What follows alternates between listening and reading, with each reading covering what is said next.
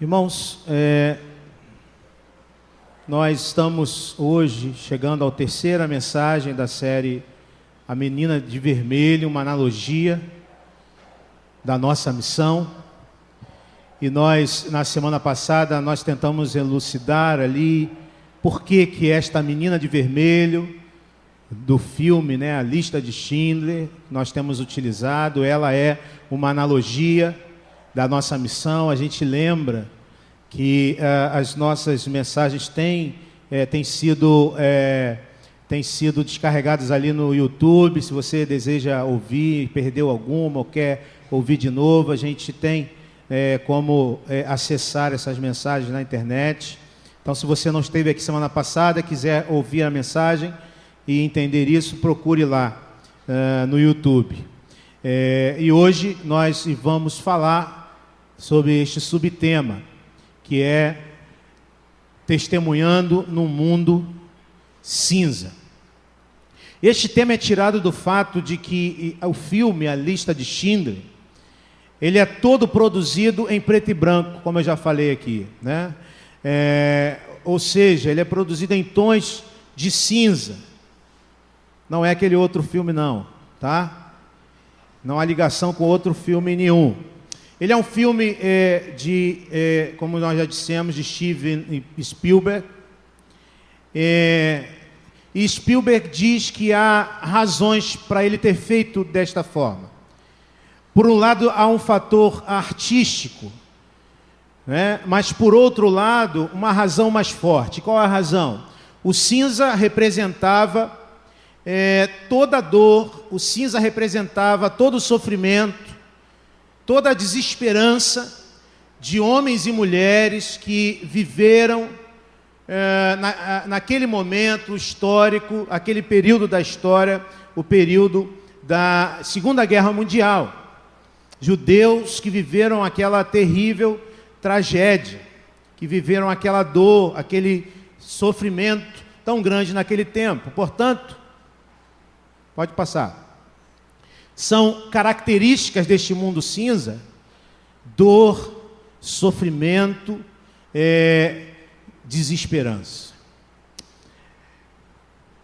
Guardadas as devidas proporções, nós vivemos hoje também um período da nossa história em que vivemos um período de dor, de sofrimento e de desesperança.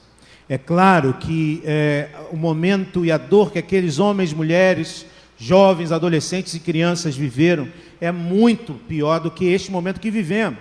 Mas fato é que nós vivemos hoje um tempo de dor, um tempo de sofrimento, um tempo de desesperança na nossa nação.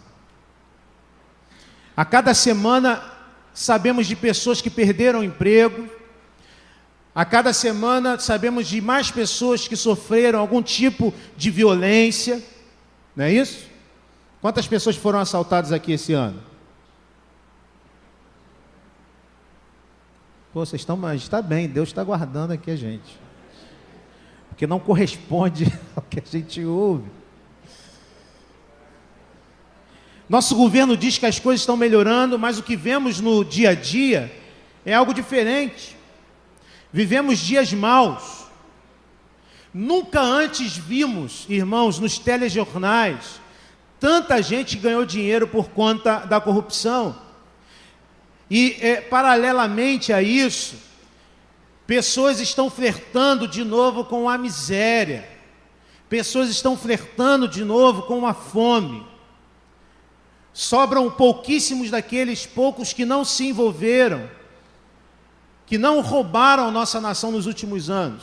Às vezes não paramos para pensar que porque aquele indivíduo roubou, porque aquele político desviou alguma verba, nossos hospitais não podem atender a todas as pessoas, as escolas estão sucateadas, as universidades estão sucateadas, as nossas ruas estão esburacadas, a segurança é algo que nós não temos. E o pior, se hoje recebêssemos a notícia de eleições gerais,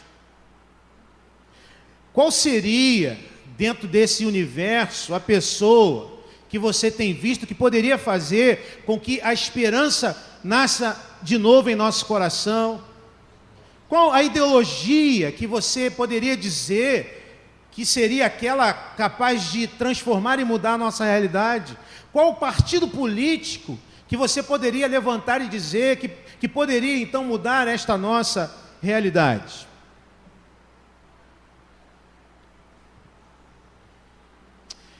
E eu fico pensando, se nós vivemos essa realidade, nos vemos assim sem esperança, como viviam aquelas pessoas que testemunharam as mazelas da Segunda Guerra Mundial?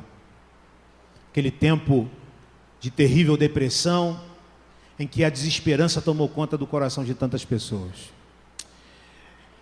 Interessante,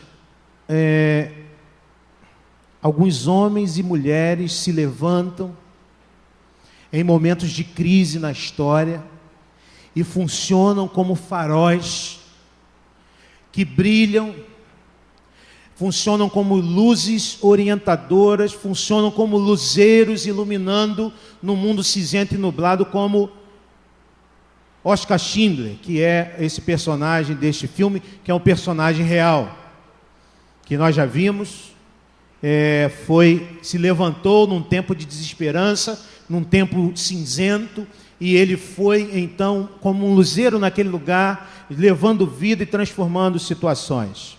Acrescento 2 nomes que estão aí, que naquela época também contribuíram para a transformação de vidas, para que a luz pudesse brilhar naquele mundo cinza. Corrie ten Boom é aquela mulher ali, uma holandesa, que transformou a sua casa num verdadeiro refúgio secreto.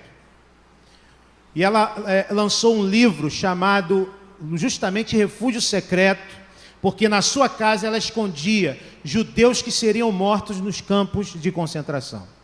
Um outro personagem é Nicholas Winton. Nós já falamos dele aqui em outra ocasião.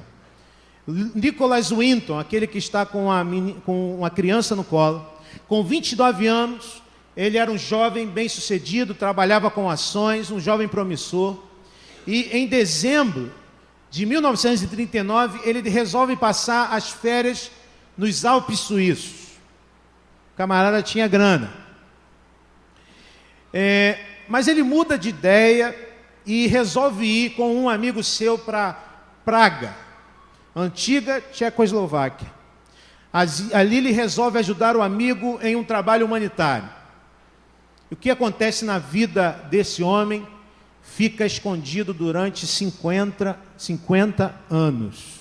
Nem a esposa de Nicholas Winton soube durante 50 anos o que ele havia feito. E essa história a gente vai contar no final, para você não dormir. Tá bom? Diz o filósofo Epicuro: os grandes navegadores devem sua reputação aos temporais e tempestades. E eu poderia parafrasear isto dizendo que as grandes biografias, as grandes histórias de homens e mulheres que fizeram diferença no seu tempo se devem a momentos em que o mundo se torna cinza. Portanto, se vivemos num tempo em que a nossa sociedade está assim cinzenta, este tempo, este momento histórico que nós vivemos, é um tempo oportuno para que homens e mulheres se levantem no meio desta sociedade para serem luzeiros, para serem faróis, que iluminam, que orientam, que trazem tiram a confusão da vida e trazem esperança à vida das pessoas. Portanto, queridos irmãos, nós na semana passada, nós vimos que o apóstolo Paulo, ele escreve a carta aos Filipenses, e ele apresenta o que acontece a Jesus como modelo. Nós vimos semana passada, e perceba isto, o caminho de Jesus, que Jesus trilhou por todo aquele que no mundo cinza estava perdido e foi transformado então por essa atitude de Jesus Cristo. E Paulo diz que Jesus, embora sendo Deus, ele abriu mão de ser igual a Deus, da sua posição, da sua condição, que era uma condição dele, sempre foi a condição dele. Ele abriu mão, esvaziou-se e obedeceu. E nós vimos que se nós estamos bem, se por um acaso neste mundo cinza, vivemos muito bem profissionalmente, a nossa carreira está muito bem, a nossa vida afetiva, a nossa vida familiar, você tem projetos pessoais, e aí você olha para o lado e vê que nós estamos no Brasil cinza, que nós estamos no Rio de Janeiro cinza, que nós estamos no São João de Meriti cinza. Economia, vida em sociedade, ética, num país que vive uma situação difícil. Se você quiser e quer fazer diferença nesse contexto, possivelmente você vai ter que abrir mão de alguma coisa. Homens e mulheres que marcaram a história, fizeram em momentos cinza isto, abriram mão, se esvaziaram para fazer diferença no meio dessa sociedade. Portanto, projetos pessoais, orgulhos, ressentimentos ficam para trás na vida de quem quer fazer diferença. Jesus obedeceu. Nós também teremos que ouvir esse chamado de Jesus e obedecer a Jesus. Mas nós vimos também que Deus o exaltou. Deus o exaltou. Ele obedeceu até a morte de cruz, mas ressuscitou e Deus o exaltou e deu um nome que está sobre todo o nome. Nós vimos que 1 Pedro diz: humilhai-vos ante a poderosa mão de Deus. E ele continua dizendo: no tempo oportuno, ele, o quê? Exaltará. Interessante, Paulo termina esse trecho que nós estudamos semana passada, falando de obediência, e continua o próximo trecho falando também de obediência. Portanto, eu quero hoje refletir com você no texto posterior ao texto que nós vimos semana passada, que é o texto de Filipenses, capítulo 2, versículos 12 a 18. Eu quero, então, que a gente faça essa leitura. Eu queria que você abrisse sua Bíblia, nós não temos o texto todo ali, eu queria ler o texto todo primeiramente. Filipenses 2.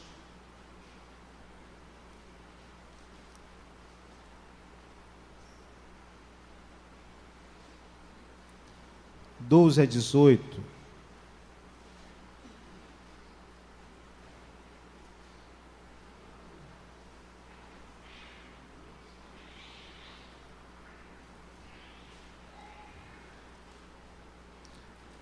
Irmão Daléia, faça uma oração pedindo a Deus que nos ilumine.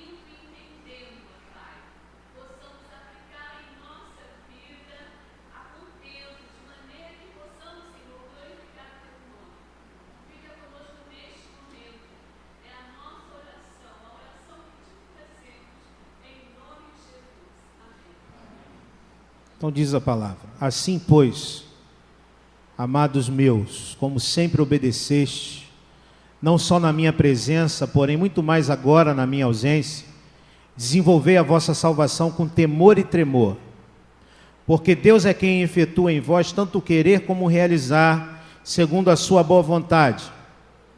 Fazei tudo sem murmurações nem contendas, para que vos torneis irrepreensíveis e sinceros, filhos de Deus, inculpáveis no meio de uma geração pervertida e corrupta, na qual resplandeceis como luzeiros no mundo, preservando a palavra da vida, para que no dia de Cristo eu me glorie de que não corri em vão, nem me esforcei inutilmente. Entretanto, mesmo que seja eu oferecido por libação, sobre o sacrifício e serviço da vossa fé, alegro-me, e com todos vós me congratulo. Assim, vós também, pela mesma razão, alegrai-vos e congratulai-vos comigo.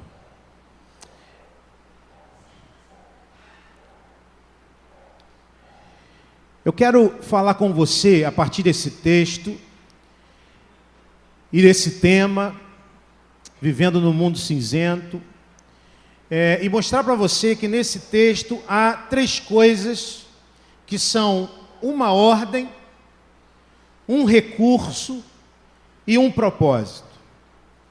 3 coisas que Paulo nos ensina: uma ordem, um recurso e um propósito. E a ordem está aqui, neste primeiro versículo, quando ele diz: assim, meus amados, como sempre vocês obedeceram, não apenas na minha presença, porém muito mais agora na minha ausência, e a ordem é essa: ponham em ação a salvação de vocês com temor e tremor. Ponham em ação a salvação de vocês com temor e tremor. O verbo utilizado aqui nesse texto é um verbo difícil de dizer, katergazomai. Katergazomai. Esse verbo tem 2 significados. Eu queria mostrar para você, para a gente entender bem o que Paulo quer dizer quando ele diz: ponham em ação a salvação. O primeiro significado é tornar concreto e visível o que ainda é uma potencialidade. Tornar concreto e visível o que ainda é uma potencialidade. Um exemplo: uma mina de ouro. O ouro é um minério valiosíssimo. No entanto, enquanto o ouro está no subsolo, ele não vale nada. Ele é mera potencialidade. O ouro no subsolo é mera potencialidade. O ouro, ele só vai valer quando alguém constrói uma mina e alguém então extrai aquele ouro e coloca aquele minério nas relações humanas, nas relações de compra e venda. Ou seja, o ouro que está lá embaixo, que é uma potencialidade, se torna um valor. Pessoas passam a desejar aquele minério, porque ele agora está nas relações de compra e venda e ele é valioso. O outro sentido que esse verbo tem no grego é esse: executar um plano aprovado e com recursos necessários. Exemplo: você está trabalhando na igreja e você tem um projeto para colocar em prática, você apresenta ao conselho da igreja esse projeto, e o conselho analisa esse projeto, e aí chamam você e o conselho diz o seguinte para você: o seu plano está aprovado, e mais do que aprovado, os recursos humanos e financeiros também estão aprovados. E aí, quando isso acontece, você precisa fazer o quê? Katergazomai, ou seja, tornar um plano que é uma potencialidade em realidade. Transformar algo que está no campo da possibilidade em algo que se torna histórico. Então entenda aqui, quando Paulo diz e dá uma ordem para a gente, ponham em ação a sua salvação, ele está dizendo o seguinte: quando se extrai o ouro de uma mina, ou quando nós temos um plano aprovado que precisa ser executado, é este mesmo termo que Paulo usa aqui, só que neste caso aplicado à salvação. Nesse caso aplicado à salvação. E o que é salvação? Salvação é uma realidade interior que é instalada na vida do homem quando este homem, primeiro, compreende quem é Jesus Cristo. Quando este homem, além de compreender quem é Jesus Cristo, compreende o que ele fez naquela cruz, crendo em quem ele disse que era e crendo no que ele fez. E aí este homem, esta mulher se rendem a este Deus, abraçam o perdão de Deus, esse perdão que ele deu a nós na cruz do Calvário. Nesse momento em que ele crê que Jesus é o próprio Deus encarnado, que deu a sua vida na cruz do Calvário, neste momento em que crendo ele é selado pelo Espírito Santo de Deus, como garantia de que ele foi comprado pelo sangue de Jesus Cristo. Este selo dá a garantia que quando nós fecharmos os nossos olhos para a história, nós abriremos os nossos olhos para a eternidade. Isso é salvação. Isso é salvação. O que Paulo está dizendo é que, presta bem atenção nisso, nós corremos o perigo de que a nossa salvação se torne uma realidade espiritual e interna e não se torne algo concreto e visível em nossa vida. Paulo está dizendo que a gente corre o risco de, salvos em Cristo Jesus, no nosso dia a dia, esta salvação não se torna concreta. Somos aqueles que compreendemos quem é Jesus, compreendemos o que ele fez na cruz, mas o nosso estilo de vida não mostra isso. Por isso Paulo invoca e dá esta ordem: ponham essa salvação de vocês em ação. Essa salvação que já é uma realidade interior, essa salvação que já foi consolidada no seu coração, precisa agora aparecer, precisa agora se tornar concreta, precisa agora ter uma interação histórica.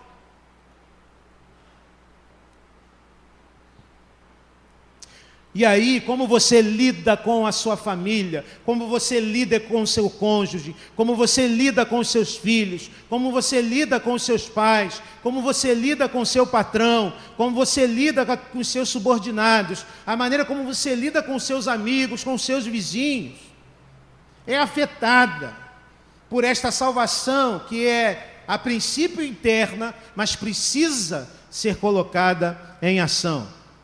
Deixe a salvação ganhar forma na sua história. Deixe que a salvação que Cristo trouxe à sua vida transforme o seu ao redor, através das suas posições, através das suas palavras, através das suas ações.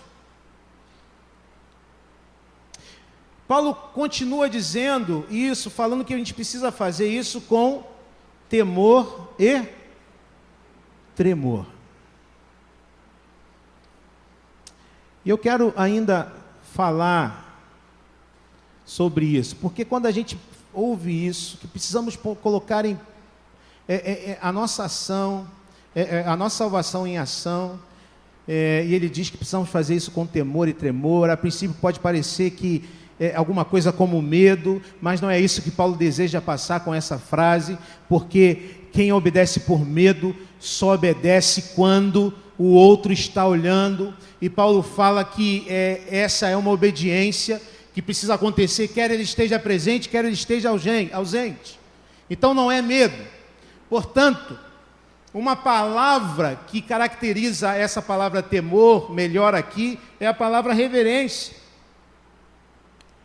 Ou seja, quando compreendo que Jesus abriu mão das suas prerrogativas divinas, quando eu compreendo que ele se tornou como eu, e que ele obedeceu até a morte, e naquela cruz estava morrendo em meu lugar, para pagar uma dívida que era minha, e que ele convida a mim a viver na história como seu discípulo, eu preciso viver isto com temor, ou seja, com reverência. Eu vou obedecer não porque tenho medo, eu vou obedecer a Jesus porque o que Deus fez por mim em Cristo Jesus me constrange. A minha resposta precisa ser esta resposta de reverência, de respeito e de constrangimento diante da obra de Cristo na cruz do Calvário. A palavra tremor, a gente poderia entender ela como seriedade. Devemos desenvolver a nossa salvação no dia a dia com seriedade. Você já liderou alguma equipe? Muitos irmãos aqui já lideraram equipes. Já liderou pessoas assim que você percebe claramente falta de seriedade nas tarefas designadas? Pessoas que você pedem para fazer alguma coisa, aquela pessoa fica te enrolando, fica enrolando e vem com desculpa, e você dá mais uma chance e fala, não, faz isso, dessa maneira, desse jeito, a pessoa vai lá, e a pessoa então, no meio do caminho, ela se desvia daquela missão que você deu a ela. Já teve que lidar com pessoas assim? Já teve que dizer para as pessoas, olha só, você não está levando a sério o que eu te falei. Quando o apóstolo Paulo diz, ponham a sua salvação em ação na sua vida, ou seja, viva a cada dia aplicando os valores do reino de Deus na sua vida familiar, profissional, na sua vida efetiva, faça isso com seriedade, faça isso com reverência, leve Deus a sério, porque essa é uma missão dada por Deus a você. Uma ordem. Qual a ordem, irmãos? Ponham em ação. Vamos de novo? Qual a ordem que Paulo nos dá? Ponham em ação a salvação. Essa salvação que já é uma realidade no seu coração, precisa ser posta em ação, precisa se tornar concreta, precisa se tornar histórica. Se no primeiro verso nós temos uma ordem, nesse próximo verso, que vai entrar agora, nós temos um recurso. A ordem, ponham a salvação em ação, e o recurso? Vamos ler juntos? Pois é Deus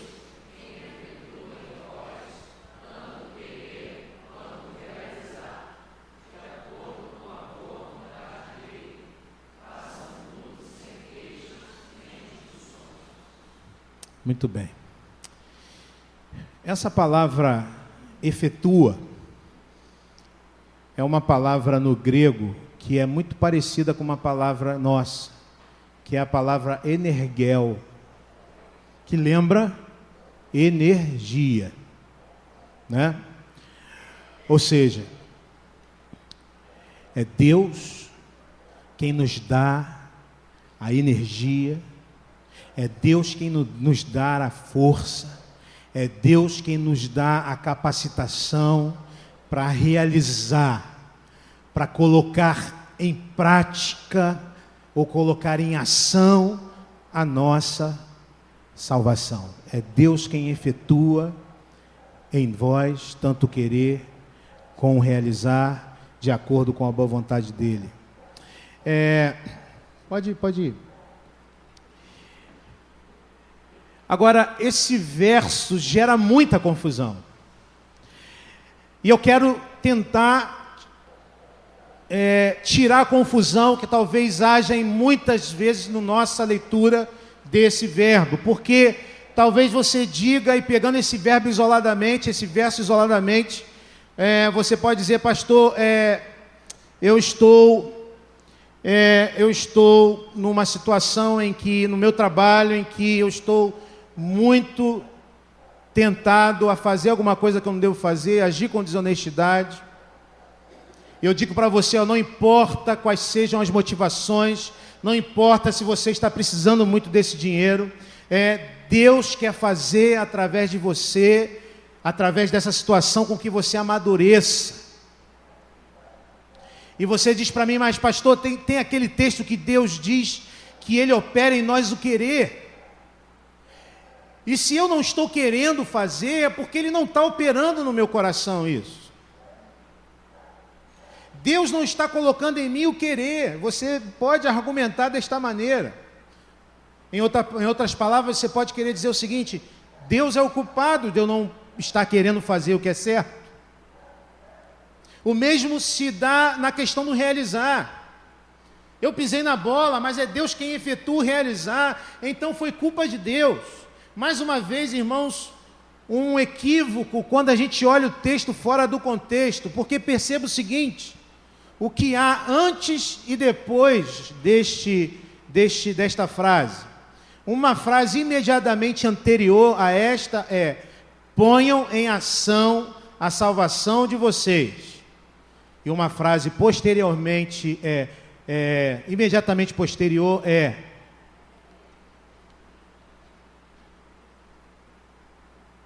pode ir. Sem queixas, façam tudo sem queixas nem discussões. 2 imperativos. Um antes e um depois. A primeira, você tem que fazer. A segunda, viva isso sem murmurar. Viva isso sem discussões irrelevantes. Portanto, irmãos, de onde vem o poder? De onde vem o poder para que eu possa colocar em ação a minha salvação? É de Deus. É de Deus que vem o poder. E aqui, irmãos, nós temos uma tensão. Uma tensão que às vezes acontece na nossa maneira de lidar com esse nosso relacionamento com Deus. Deus te mandou fazer, Deus te capacitará a fazer, mas é você que tem que fazer. Deus te mandou fazer, Deus te dá uma ordem, Deus é o recurso para você fazer. Mas não tem como você botar culpa em Deus se você não tem disposição, se você não se esforça por viver desta maneira. Paulo está dizendo: enquanto nós lutamos para cumprir a vontade de Deus em nossa vida, é Deus quem nos capacita para realizar aquilo que sozinhos nós não faríamos.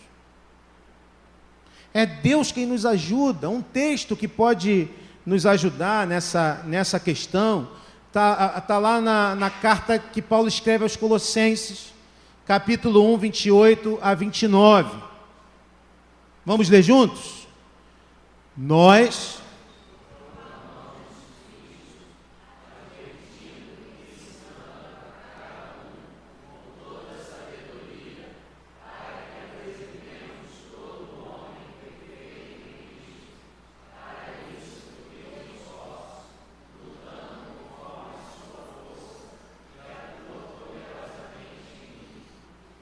Olha que projeto fácil que Paulo tem, apresentar todo homem perfeito.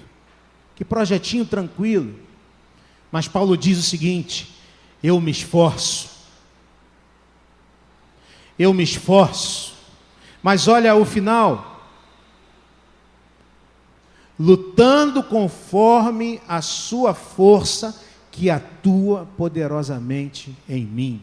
Eu me esforço lutando conforme a sua força que atua poderosamente em mim. Veja a atenção aqui: eu me esforço, eu coloco em prática, eu luto para viver aquilo que Deus me ensina a cada dia, mas pela minha própria força não conseguirei viver isso, porque a força que me fará conseguir viver aquilo que tenho aprendido do Senhor é a força que vem do Senhor.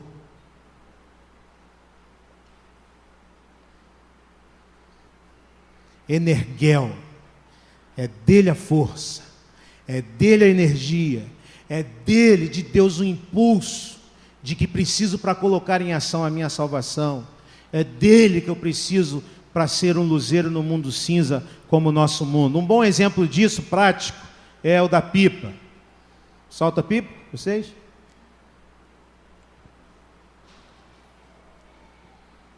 Já soltou pipa? Eu já soltei muita pipa, quer dizer, era meio ruim de pipa, né? Meu irmão está aqui, não dá nem para eu dar uma... De bola não, de bola... a cara dele. Pipa, quem já soltou pipa sabe o seguinte.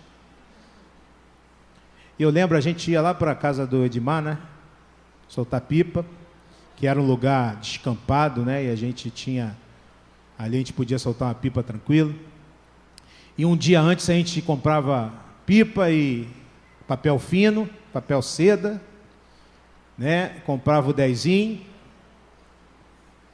né? Enrolava os dezinho numa lata, não é isso? Uma lata de óleo, de leite. E fazia rabiola, deixava tudo pronto. No outro dia a gente acordava cedo e ia lá para Nova Piã, lá em Belford Roxo. E aí, como é que a gente solta a pipa? Bota a rabiola, faz o cabresto. Uma pessoa precisa levar a pipa numa distância de uns 10 metros. E aí você, né, começa a puxar a pipa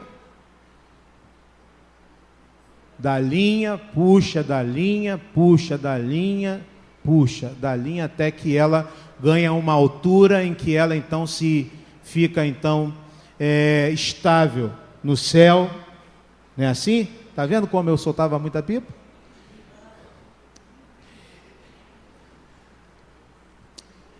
A pipa, e agora a aplicação desse exemplo muito simples e muito corriqueiro.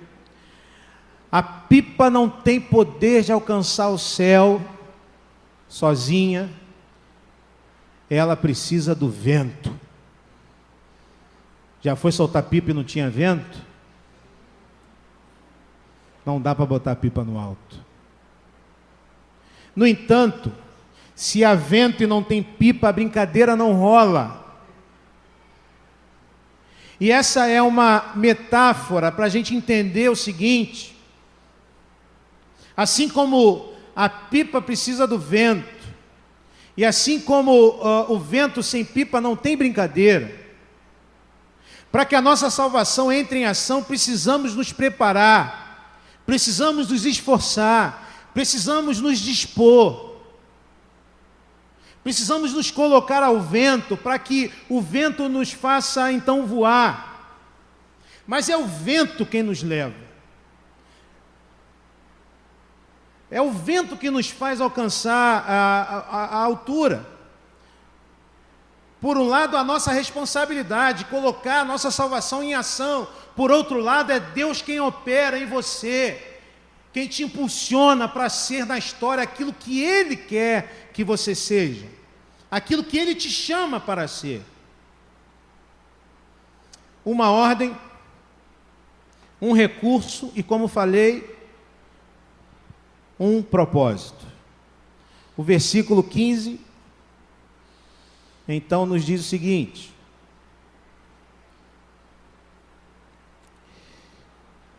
qual o propósito? Para que venham a tornar-se puros e irrepreensíveis, filhos de Deus inculpáveis, no meio de uma geração corrompida e depravada, na qual vocês brilham como estrelas no universo. Um propósito. Falamos sobre uma ordem, ponham a sua salvação em ação.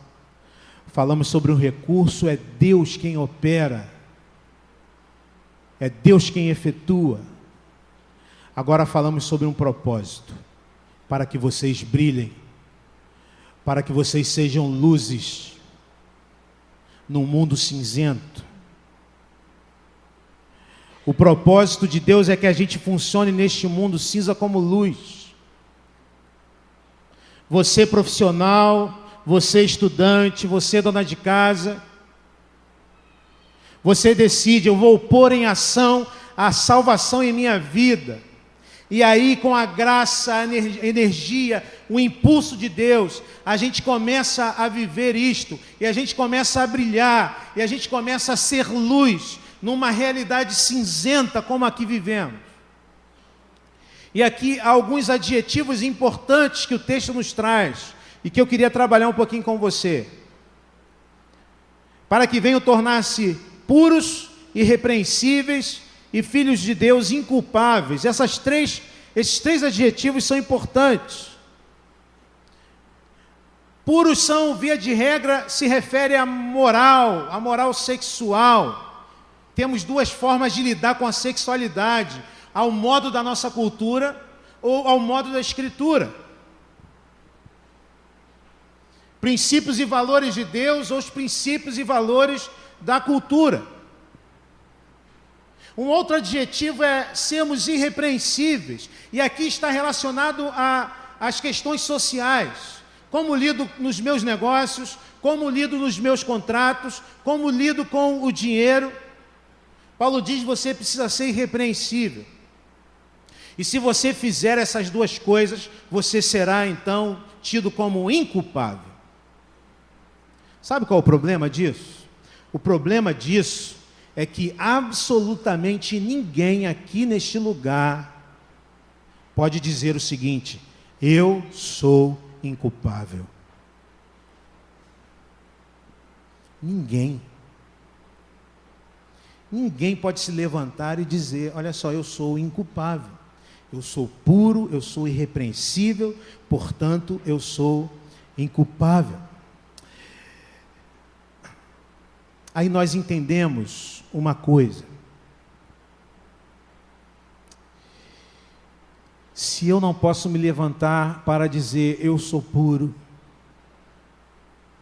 eu posso dizer que o relato da Escritura me ensina que em Cristo nós nos tornamos puros. Se eu não posso me levantar e dizer: olha só, gente, eu sou irrepreensível, a Escritura me ensina que em Cristo eu me torno irrepreensível. Portanto, é em Cristo que nós nos tornamos inculpáveis.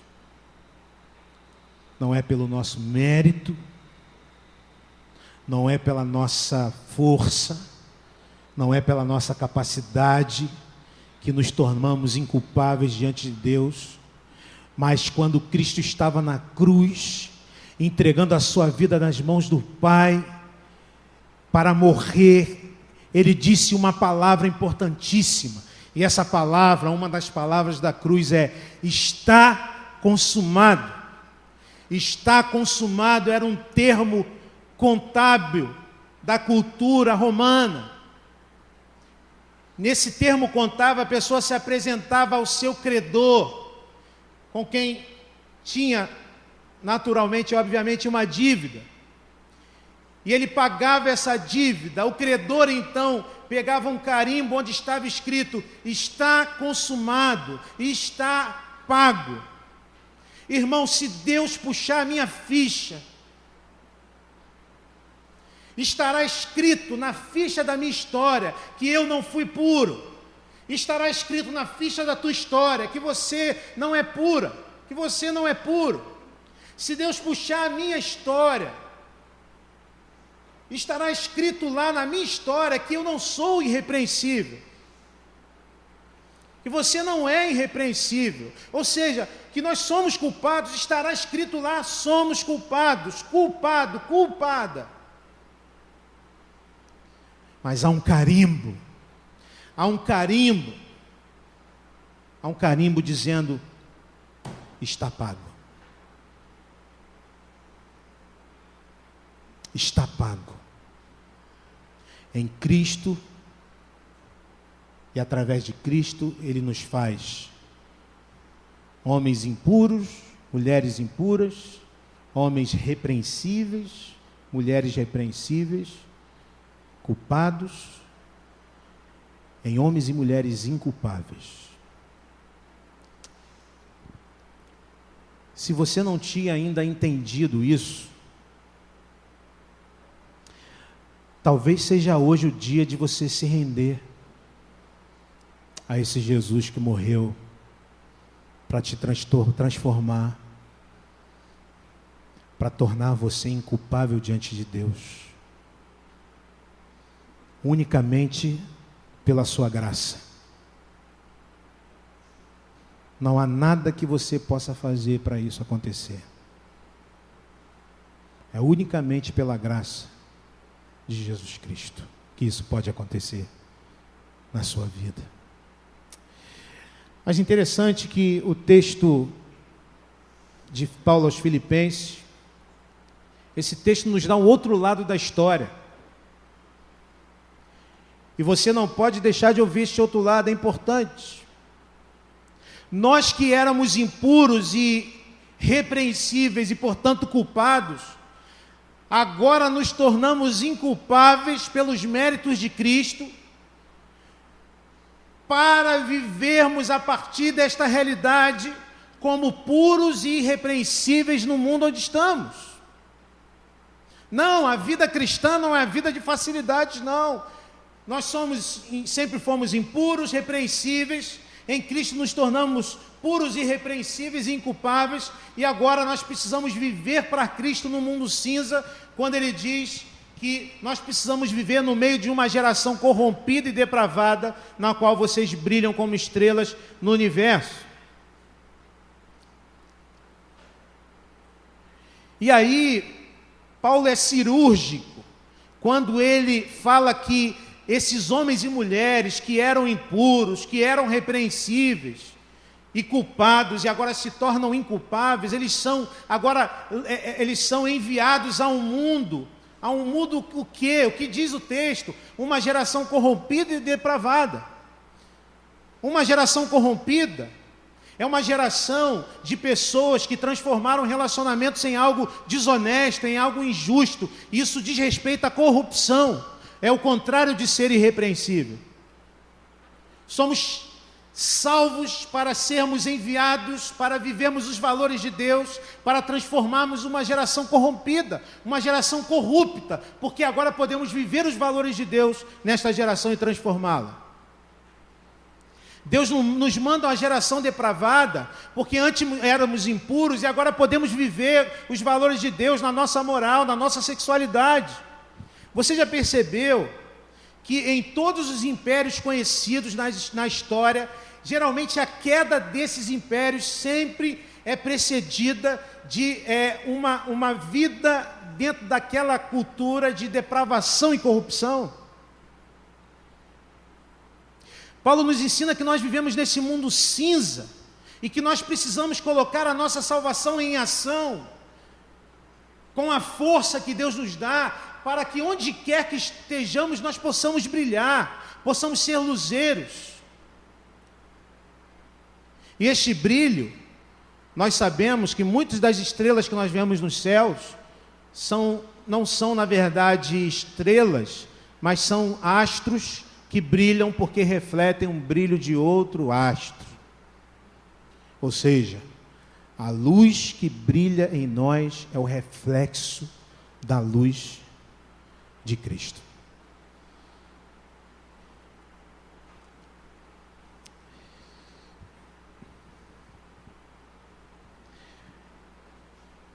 Nicholas Winton.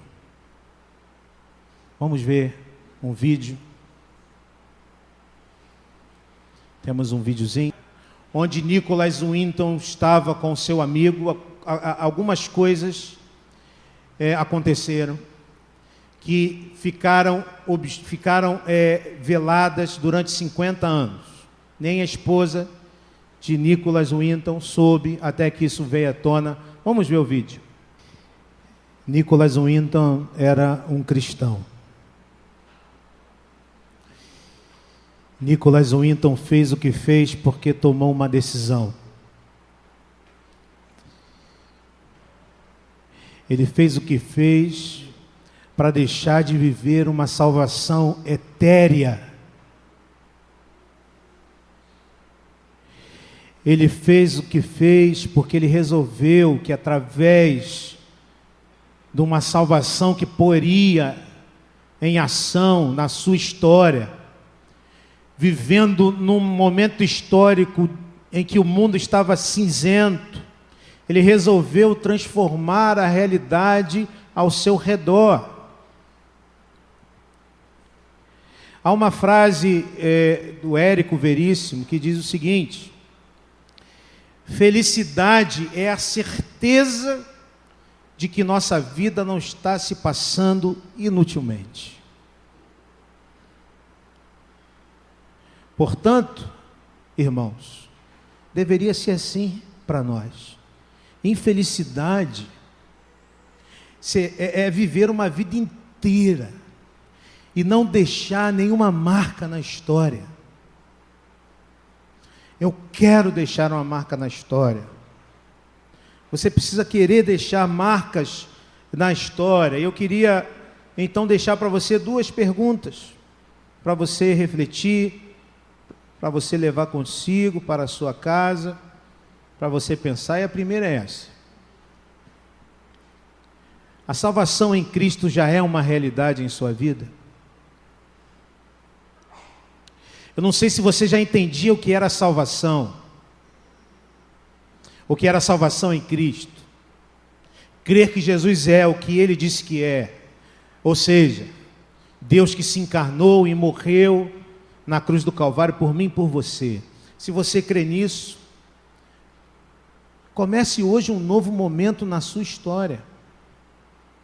Se você crê nisso, se você crê com todo o seu coração nisto que Jesus disse nas Escrituras, que Ele é o Deus que encarnou-se e que deu a sua vida na cruz do Calvário por causa da nossa vida, porque estávamos condenados por causa do nosso pecado, e agora podemos nos entregar a Ele, mesmo com todas as nossas limitações, com todos os nossos pecados, porque Ele nos torna inculpáveis diante de Deus. Se é isso, comece hoje um novo momento na sua história. Viva a partir de hoje uma nova história na sua vida. Não deixe para depois isso. Hoje é o momento, hoje é o tempo que Deus está te dando, que Deus está te mostrando como um momento da história em que Ele te chama, para viver com Ele, que Ele te chama para que seu coração seja dEle, para que a sua vida seja dEle, para que você viva então essa nova realidade. Mas há uma segunda pergunta que eu quero também fazer a você, e que se deduz da primeira: como você pode colocar a salvação em ação no contexto em que você se encontra hoje? Como você pode colocar os dons que Deus te deu em ação? Como você pode colocar os seus recursos em ação? Como você pode colocar a sua vida em ação?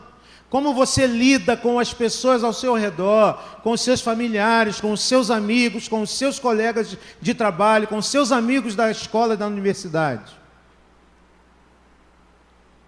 O que você pode fazer hoje para transformar a realidade cinzenta que vivemos? Porque quando vivemos, ou quando o mundo se torna cinza, parece que é o momento em que Deus nos convoca para fazer coisas que vão mudar a vida das pessoas, como fez com Schindler, como fez com Nicholas Winton. A gente vai cantar um louvor, quero convidar o grupo de louvor. Eu queria que durante esse louvor você estivesse